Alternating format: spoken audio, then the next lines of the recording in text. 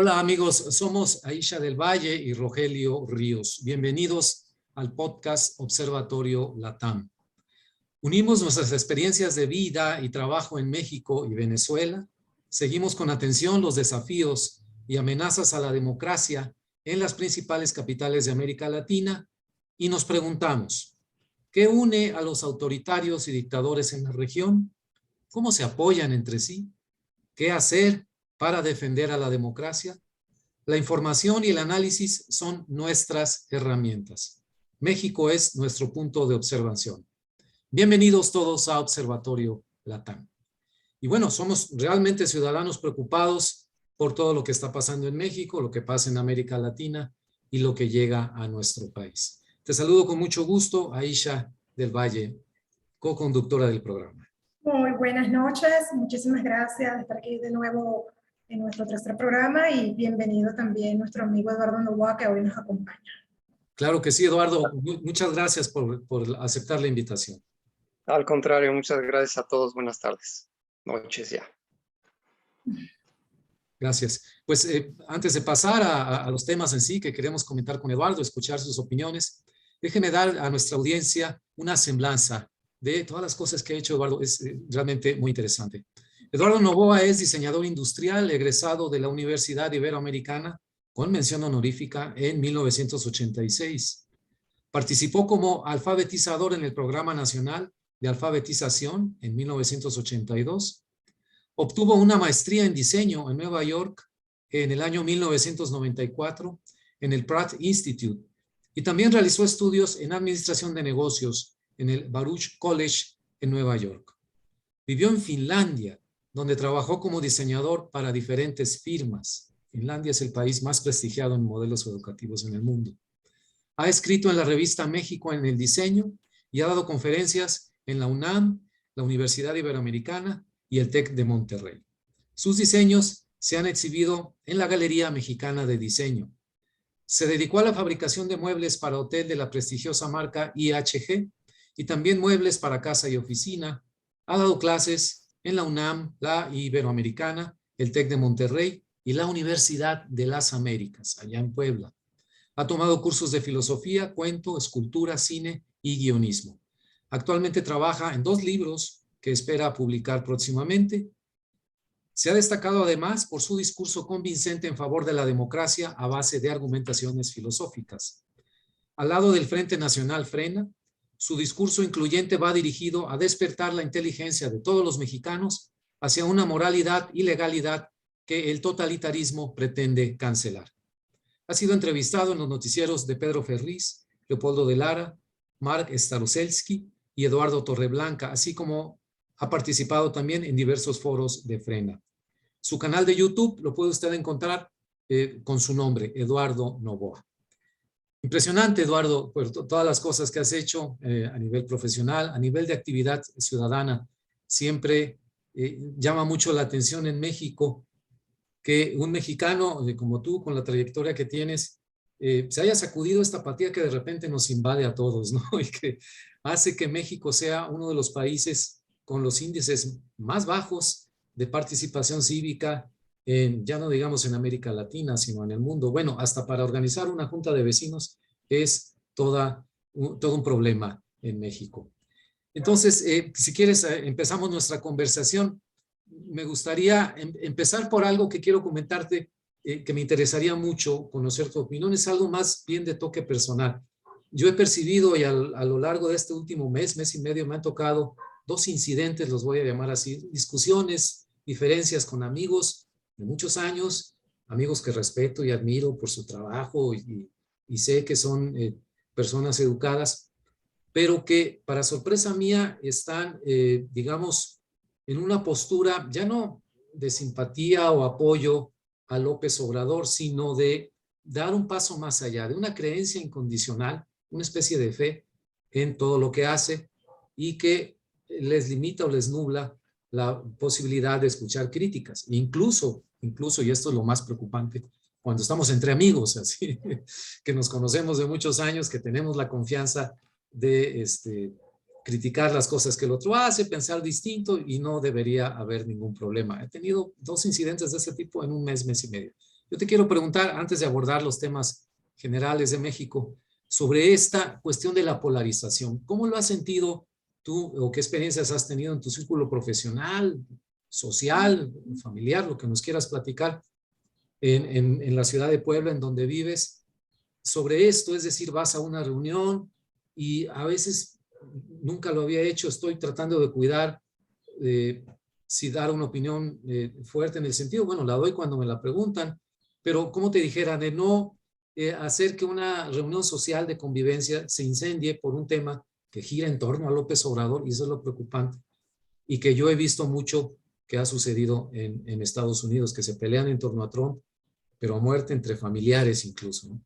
¿Cuál ha sido tu experiencia en ese sentido, Eduardo? Si Sí, quieres comentar. claro. Antes nada más me gustaría preguntarte, estos dos amigos que comentas, ¿ven las mañaneras? Fíjate que no, no las han visto, incluso uno de ellos que es periodista las ha visto muy poco, vio las primeras de hace 3 años y piensa que todavía siguen siendo ese modelo ejemplar, inédito en el mundo. Pero las de ahora no las han visto. Ya, ok. Bueno, mira, lo que yo he visto cuando me he reunido con amigos que están en contra del gobierno, em, pues noto un enojo exacerbado contra todo lo que está pasando. En estas reuniones, cuando ha asistido una o dos personas que están a favor,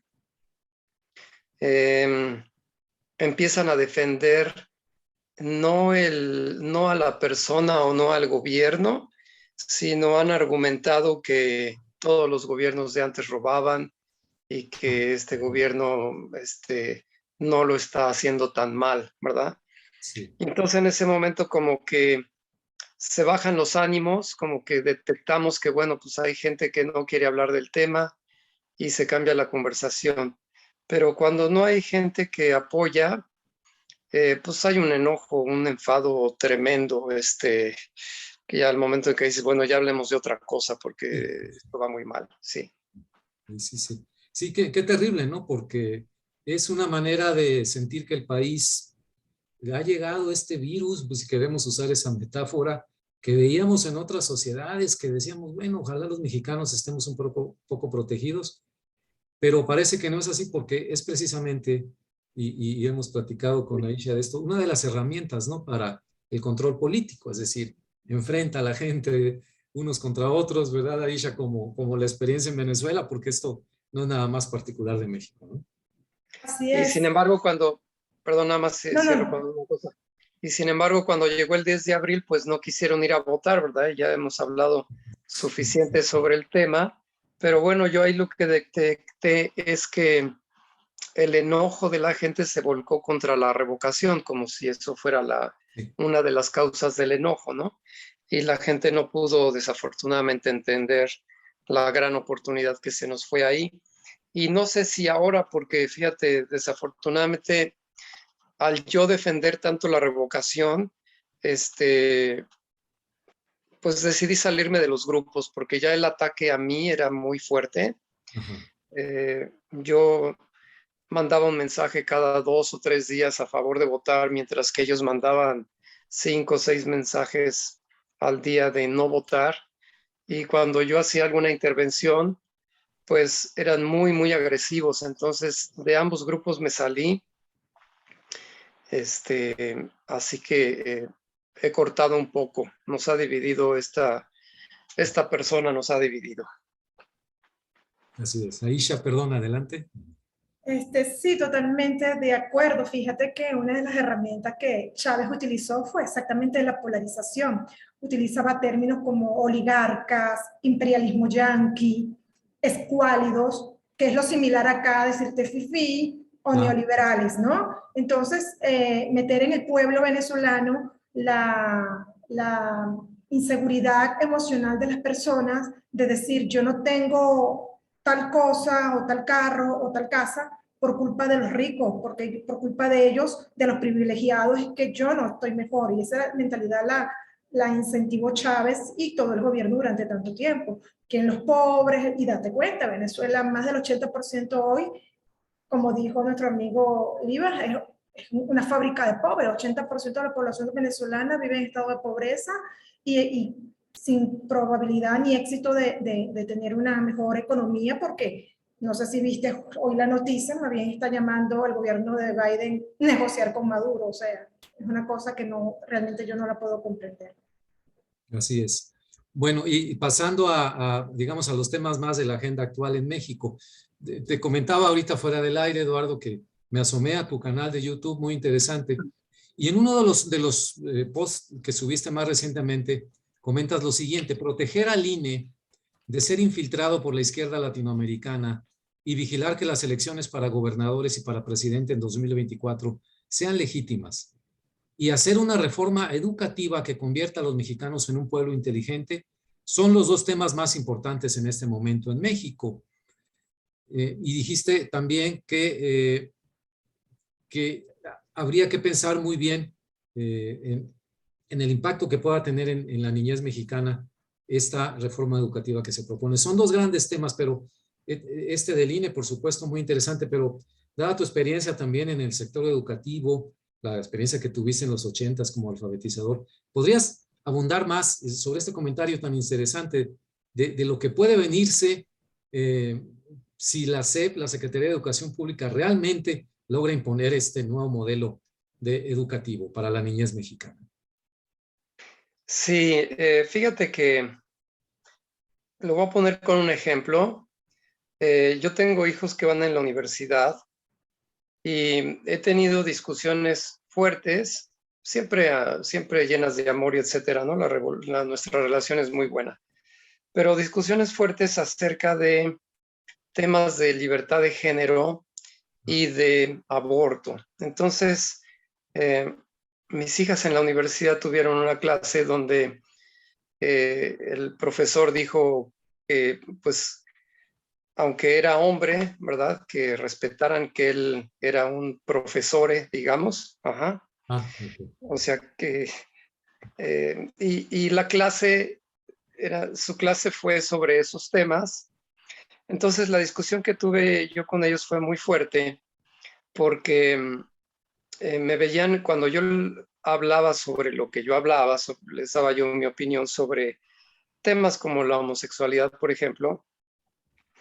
Ellos estaban totalmente en contra de lo que yo decía.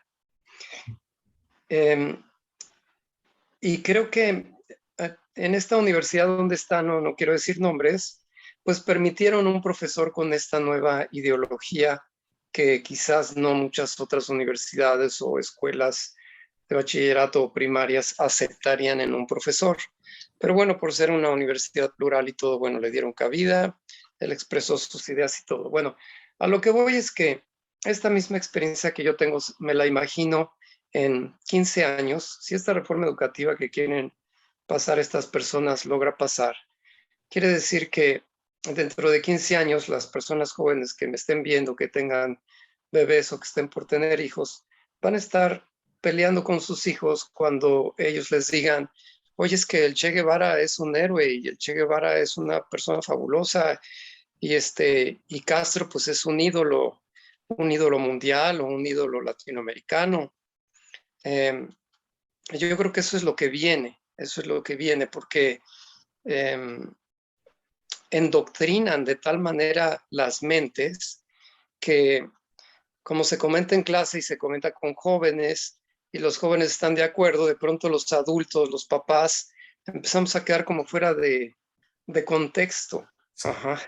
Entonces, si esta reforma pasa, pues eso es lo que yo me imagino que va a venir: peleas familiares donde los nuevos héroes sean este tipo de personajes que, bueno, pues ya la historia los ha desenmascarado, pero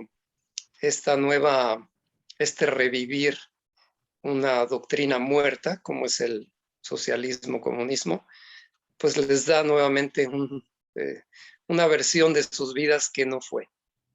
Así es. Yo quisiera agregar, porque también recuerdo en lo que has dicho en tu canal de YouTube, que tiene que ver esta cuestión de la percepción con que las personas más jóvenes como dijiste, podrán haber leído o no leído sobre lo que pasó recientemente en la historia de México, pero nosotros, por la edad también, lo vivimos, digo, más jóvenes, por supuesto, adolescentes, pero vivimos todo eso, ¿no? Desde Luis Echeverría, bueno, Díaz Ordaz, Luis Echeverría, las crisis de los años 80, tengo muy presente la de 1982, que fue devastadora para mi familia, ¿no? Entonces, si no se ha vivido eso, la memoria no la tienes en carne propia, sino la puedes adquirir por un conocimiento, pero ya no te pega tan fuerte, ¿no? No es lo mismo, claro. No es lo mismo. Y creo que en ese sentido también Aisha, que vivió toda la experiencia en Venezuela, insiste mucho y lo dice en los foros en que participa en México, de que esa experiencia ya se vivió allá, que la vivió ella en carne propia, para tratar de sacudir, ¿no?, la conciencia, la apatía de los mexicanos. Y creo, Aisha, que esta cuestión del modelo educativo también se distorsionó allá en Venezuela, se aplicó una cuestión muy ideológica, ¿no? Es el mismo modelo. De por sí yo vi la ley junto con la de Venezuela, son muy parecidas. Lo que cambia es el marco quizás es que cultural, que son diferentes en México y en Venezuela. En Venezuela recuerda que son estados, de alguna manera todos unidos, y aquí no, aquí son de alguna manera mucha independencia de los estados. Pero te pones a ver en los libros, yo quedé horrorizada, por ejemplo, cuando yo veía a Chávez en los libros de historia y totalmente distorsionando la realidad de lo que ha hecho Chávez en Venezuela, ¿no? Ves, por ejemplo, que nos llamaban escuálidos, aparecíamos allí en los libros, como aparecen hoy los FIFI, en los libros también de aquí de México, ahora también en Venezuela también aparecen los escuálidos. Entonces, claro, eso es lo que los niños, y mira, yo te lo digo por experiencia, yo tenía 18 años cuando Chávez ganó, ¿sabes? Entonces, esta generación de mi época para acá, conocemos la realidad de Chávez, pero la que nació en el año 2000, en 1998 en adelante, da tristeza. Esa es la generación que ahorita está en Venezuela. Como me decía una sobrinita, tía, pero si esto es lo único que nosotros hemos visto, nosotros no tenemos un patrón de comparación, porque si buscamos la historia, nos la distorsionaron tanto que pareciera ser que esto es lo que tenemos el mejor modelo. A ese nivel llegan. Entonces, ¿qué le va a pasar a estos jóvenes hoy, a los que están naciendo? De seguir este señor López Obrador, el modelo futuro que van a ver, van a decir, no, es que de acuerdo a lo que me han narrado en libros, lo que teníamos antes era peor. Así que, mal o bien, esto es lo mejor que se tiene. Entonces, esas son las distorsiones, lamentablemente, que los sistemas comunistas hacen en nuestros países. Hay una cosa que quiero decir de los Estados Unidos que a mí me llamó mucho la atención. Yo tengo una amiga en los Estados Unidos y que de verdad fue un choque cultural, ¿no? Porque ella me dice, no, saca una foto y veo, ella sacó al niño con su hijo y el amiguito está vestido de niña, pero yo pienso que a lo mejor era una fiesta de disfraces, algo así, ¿no? Y se vistió de niña. Y me dice, no es una fiesta de disfraces, es que ella en la escuela de mi niño aceptan la ideología de género y bueno, mira, él se siente niña y se viste como niña. O sea, yo no me imagino y no que quiero ser, tú sabes, anticuada, pero que yo vaya a una escuela a llevar a mi hijo y que vea a los niños vestidos de niña o a las niñas vestidas de niño. O sea, de verdad yo no logro adaptarme ni pensar en adaptarme a esa tendencia. De verdad, para mí es un choque y pasó, me las doy de moderna. No me quiero imaginar a la gente un poquito más conservadora, ¿no? Sí. Y lo curioso es que estamos a un par de años de que hace casi 100 años llegara a la Secretaría de Educación Pública José Vasconcelos, ¿no? Creo que durante la presidencia de Obregón. Y uno de sus programas educativos o de alfabetización fue impulsar la lectura de los clásicos en una edición de clásicos que se hizo hace 100 años. Es decir, abrir a México o tratar de abrir a México, en un México de esa época muy radical, a la cultura clásica, ¿no? Por lo menos un barniz que pudieran en los niños mexicanos llevarse de la lectura de los clásicos, también de clásicos mexicanos, por decirlo de esa manera. Y lo curioso es que 100 años después, parece que lo que se propone desde la misma Secretaría de Educación Pública, no parece, así es, porque así lo han manifestado, es sí traer, digamos, un modelo educativo con una influencia del exterior, pero no de influencia clásica, ni de los modelos más avanzados, no hay inspiración en Finlandia, ni en Europa, ni nada, sino de algo que ya sabemos que es completamente obsoleto, la famosa educación socialista o comunista, ¿no? Que ya existió en México en la época de Cárdenas. Entonces, en ese sentido también me llama la atención que haya pasado medio desapercibido. También quisiera preguntarte, Eduardo, y si quieres volvemos después sobre este tema, que me llama la atención y me parece muy bien que seas un ciudadano preocupado por la actividad pública y política, aparte de tu área profesional, pero como te decía, en México, con la existencia de esta gran apatía, yo te quiero preguntar a ti, ¿qué hubo en tu vida que te impulsó a eso? ¿Algún evento especial? ¿O fue, digamos, un proceso de maduración, de observar lo que pasaba a tu alrededor? Para ponerlo en estos términos, digamos, dejar la comodidad relativa de una vida profesional, de una vida privada, y exponerte, como decías hace rato, a comentarios duros, ataques en las redes. Si vas a dar una plática o algo, siempre hay gente que está con mucha hostilidad y mucha agresividad, y aguantar todo eso. Entonces, ¿cómo llegaste a esto? ¿Qué te impulsó? Sí, fíjate, creo que dos cosas. Una, tenía yo como 21 años y estaba comiendo en casa de una tía y estábamos arreglando el mundo y hablando de cuáles eran las soluciones para México, etcétera. Yo dije, bueno, pues es que la solución es la educación. Y se quedaron todos callados y me dijeron, ¿de veras crees que es la educación? Les dije, pues es la raíz de todo. Este fue uno, se me quedó en la mente. Y luego, más adelante, como unos 5 años más adelante, fui a San Miguel de Allende y ya ves que ahí hay una comunidad americana. Entonces fuimos a visitar a una señora americana como en 70 años más o menos. Y yo estaba estudiando la carrera de diseño, iba ya como en segundo semestre. Entonces, pues me empieza a preguntar que dónde estudié y que qué estoy estudiando y todo. Y de repente fue muy agresiva, incluso hasta violenta, y me dijo, todo fue en inglés, y me dijo, no puedo entender cómo gente como tú no están trabajando en su gobierno. Me dijo, quítense la tontería de que la política es una mala palabra. Me dice, estoy totalmente decepcionado. Tú deberías meterte a estudiar economía o política y cambiar a tu país. Entonces, pues a mí me encantaba el diseño y me sacudió y me dejó marcado de por vida, fíjate. Sí, sí, sí, cómo no. Pues oye, que te digan eso y a una edad en que realmente te puedes sacudir, ¿no? Qué interesante porque, reitero, y no es un problema menor, esta, esta apatía, este desinterés, precisamente porque se percibe a la política como, no, ¿para qué te metes a ese pantano? ¿No? Aisha estuvo muy fuerte en la lucha por la cuestión de la revocación, de que era la gran oportunidad, ¿no? Para hacer valer nuestro punto de vista.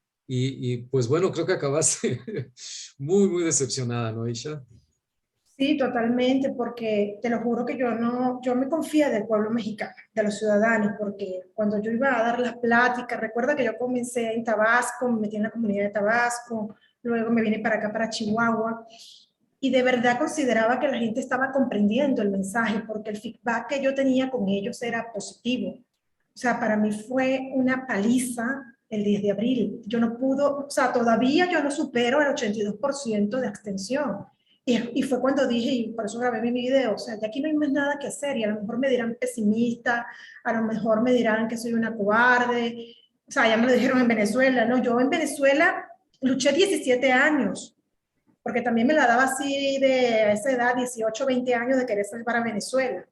Y durante 17 años luché y considero que fue el peor error de mi vida, porque cuando nosotros perdimos la revocación de mandato, que fue una situación totalmente distinta a la de aquí, porque ya sí teníamos a nuestro INE secuestrado desde el año 99, o sea, no había probabilidad de éxito y sin embargo así luchamos y seguimos luchando. Ve al pueblo venezolano todavía que sigue luchando sin tener opciones a nada, pero siguen luchando con hambre, con miseria, con falta de medicina, pero siguen. Tú ves todavía protestas, jóvenes exigiendo, jóvenes, y aquí que mira todo lo que ha pasado en estos 3 años y que la gente de verdad no se haya activado el 10 de abril. Es algo que yo de verdad no logro superar.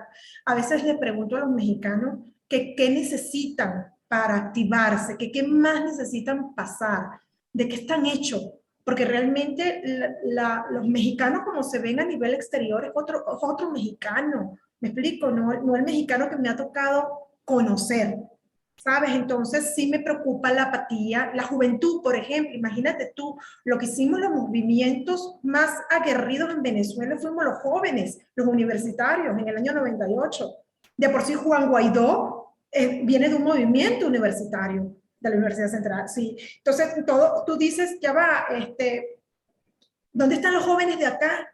¿Dónde está la juventud? Porque realmente, mira, no dependerá de ti, de Eduardo, ni de todas las personas que superamos los 40 años, ¿no? Señores, el cambio de México va a arrancar cuando los jóvenes realmente le importe este país y se integren a este país, porque viven en el país, pero no están integrados. Porque cuando tú no estás integrado con la política de tu país, cuando tú no estás integrado con los problemas de tu país, no te puedes considerar que eres un ciudadano, eres un habitante, pero no eres un ciudadano. Entonces, mira todo lo que está pasando. Y se les dijo, si no se saca Obrador, mira todas las reformas que van a venir.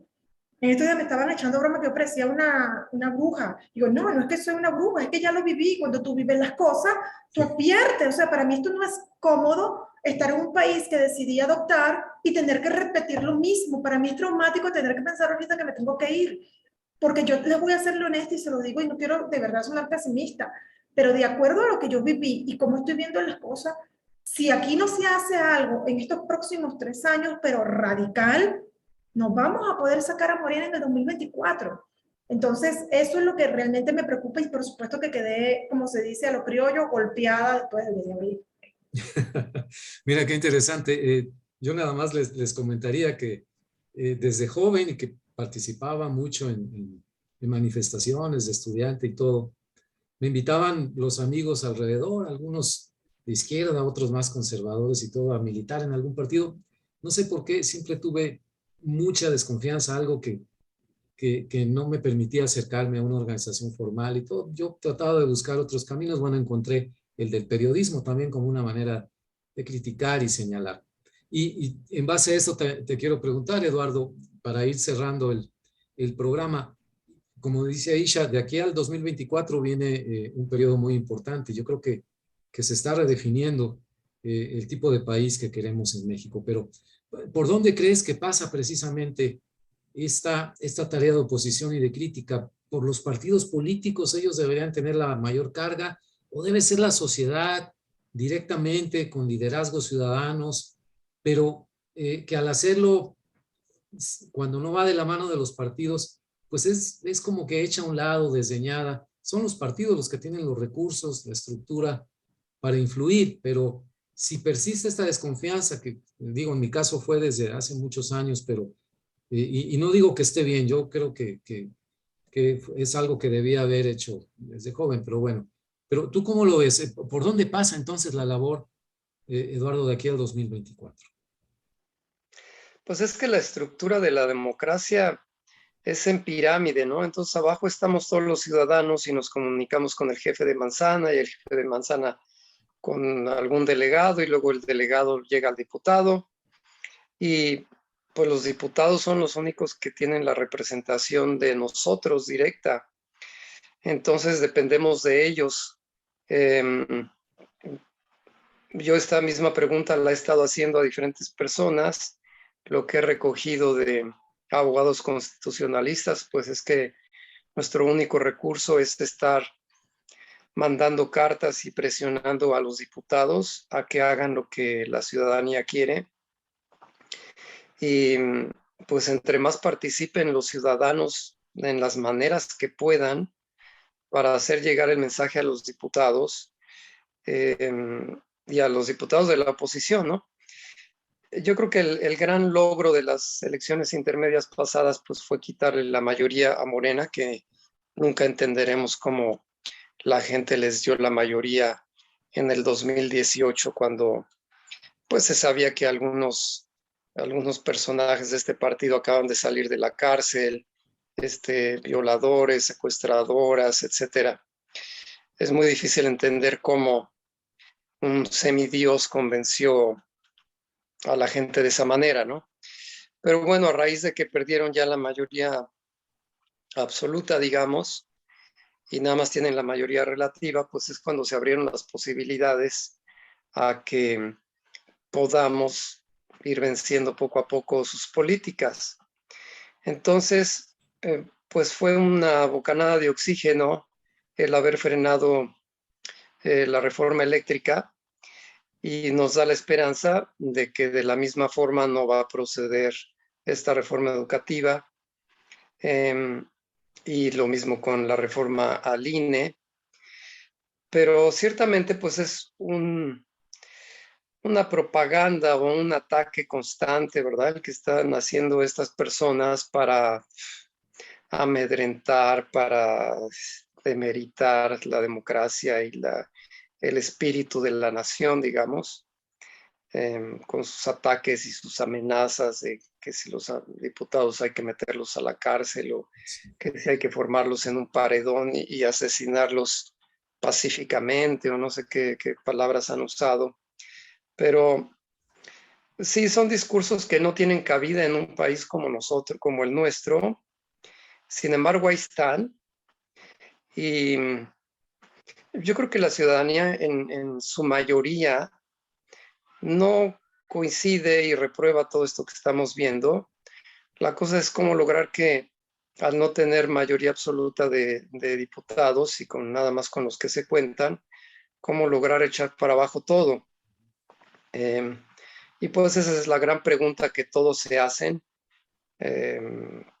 Hace poco le hice la pregunta a Gilberto y me dijo, pues mira, estamos caminando sobre aguas turbias, sobre aguas pantanosas. O sea, no tenemos la certeza de lo que va a pasar, pero ciertamente si la sociedad habla y se expresa, pues atraemos atención internacional, que también es importante, y pues son recursos, digo, no son recursos así concretos, no son recetas, pero entre más nos expresemos, pues más lograremos defendernos. Así es, completamente de acuerdo contigo. Ese gran tema de la defensa del INE, te propongo, si aceptas una invitación para otra plática, creo que se merece un programa en sí mismo, un análisis en sí mismo, que no es, digo, la defensa del INE, la defensa de los avances democráticos, es muy importante. Y nos gustaría, y creo que hablo por Aisha también, que nos volvieras a acompañar en alguna ocasión futura, ¿verdad? Sí, claro que sí. Muchas gracias. Ok. Aisha, pues estamos ya por cerrar el programa. ¿Quieres hacer algún comentario? Sí, fíjate que leí hoy que Macedonio ya solicitó juicio político para Ciro Murayama y para Lorenzo Córdoba por su candidatura. Es lo que dice Eduardo. Entonces tú dices, wow, estamos graves, me explico, porque si vas a ser perseguido, o sea, ¿cómo tú vas a juzgar de vendedor, el caso de los diputados, ser antipatriota?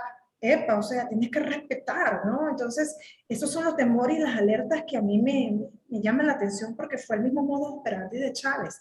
Chávez decía, si no piensas igual a mí, es que estás en mi contra, y comenzaba la persecución política. Y por eso tuve la cantidad de presos políticos que hay en Venezuela. Entonces, y tampoco podemos perder, si quieres, para el próximo programa, porque ya de verdad el tiempo no nos dio. Es importante lo del viaje a López Obrador en Claro. Cuba. Yo quiero mencionar algo que investigué, que me quedé sorprendida. Sí. Honestamente, no lo sabía. Le voy a leerle rapidito, le voy a compartirle el artículo del Universal que lo saqué. Dice, AMLO dirigente comunista. En el primer reporte de expedientes de la DFS, fechado el 14 de junio del año 79, López Obrador era entonces dirigente del Partido Comunista Mexicano en Tabasco. Señala que López Obrador regresó a su entidad natal en junio del 75, después de haber estudiado Ciencias Políticas de la UNAM, al asumir la gubernatura Leandro Rubirosa Guade, y donde fungió como delegado estatal del INE en Nacajuca.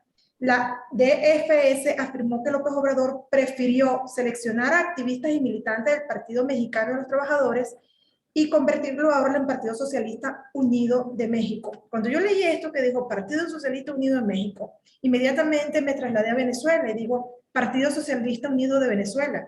A esto es que él quiere volver.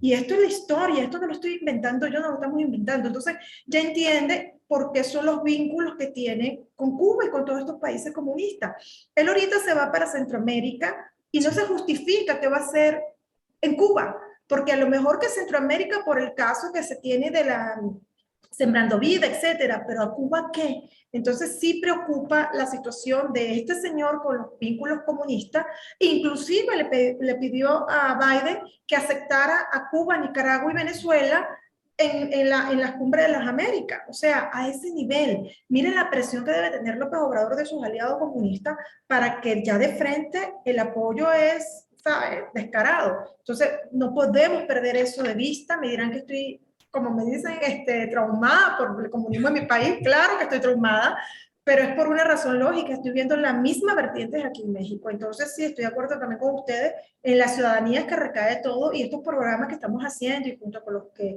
Eduardo también hace por su cuenta, tú por tu cuenta, yo por la mía, y juntos sirven. Yo considero que sí sirven de mucho, porque la gente va a estar informada y tenemos que insistir en los ciudadanos, tenemos que despertar conciencia. En ellos considero, o en nosotros como ciudadanos, es que está la solución de este sistema. Así es, y bueno, uno de los lemas de este programa es que la información y el análisis son nuestras herramientas. Espero que jamás tengamos que llegar al extremo de salir a la calle a tirar los zapatos o las piedras a los políticos que no queremos, porque si no, entonces ya será un México completamente desconocido. Eduardo Novoa, muchísimas gracias de veras por tenerte aquí en el programa. Muy interesante todo lo que nos platicas. Te reitero la invitación para futuros programas. Vamos a dedicarle uno también a la gira de López Obrador en Cuba y en América Central, y abordaremos otros temas. De veras, muchas gracias por tu presencia, Eduardo. Muchas gracias, Rogelio. Muchas gracias, Aisha. Con mucho gusto, cuando ustedes dispongan. Muy bien, Aisha, pues muchas gracias. Buenas noches. Muy buenas noches. Gracias, de verdad, Eduardo, por estar aquí presente. Bueno, buenas noches. Pues despedimos el programa de hoy. Nos vemos en la próxima emisión de Observatorio LATAM. Excelente. Gracias, Rogelio. Cuídate mucho.